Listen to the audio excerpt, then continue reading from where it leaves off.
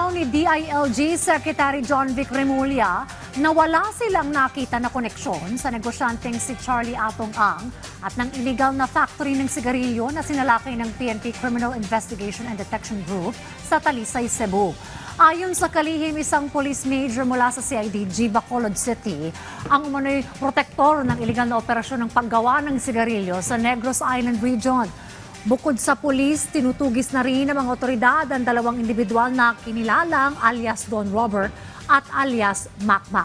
Samantala, ilang Chinese national din ang arestado sa isinagawang raid noong April 24 sa Talisay City na iniuugnay sa sindikatong nagpapatakbo ng illegal na pagawaan ng sigarilyo.